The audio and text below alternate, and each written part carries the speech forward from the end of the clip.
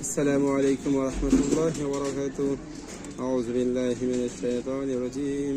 بسم الله الرحمن الرحيم. والفجر وليال عشر. صدق الله المولانا العظيم.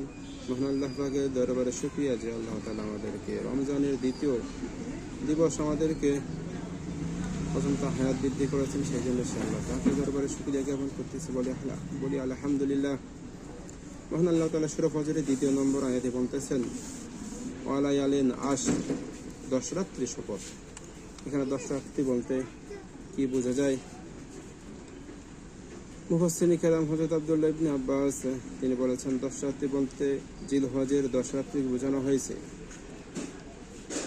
আর জুরাইজ রাহমাতুল্লাহ আলাইহি তিনি বলেছেন 10 রাত্রি বলতে মাহে রমাদান মাসের শেষ 10 রাত্রিকে বোঝানো হয়েছে, কেন এই শেষ 10 রাত্রিতে লাইলাতুল কদর উপস্থিত থাকে। আর কেউ কেউ বলেছেন মাহে রমাদান মাসের, কোনো মুফাসসির বলেছেন মাহে রমাদান মাসের প্রথম 10 রাত্রিকে বোঝানো হয়েছে ওয়ালায়ালিন আশর। আর কেউ কেউ বলেছেন, এর ব্যাখ্যাটা এভাবে করেছেন, প্রথম 10 রাত্রি যেমন চাঁদ যেমন আস্তে আস্তে আলো দিতে শুরু করে, আর মাঝখানে 10 রাত্রিতে আলো বৃহত্তর আকার ধারণ করে পুরো দুনিয়াটা আলোকিত করে ফেলে। আর শেষের 10 রাত্রে আলো একবার নিষ্প্রভ হতে হতে শেষ হয়ে যায় আলোটা।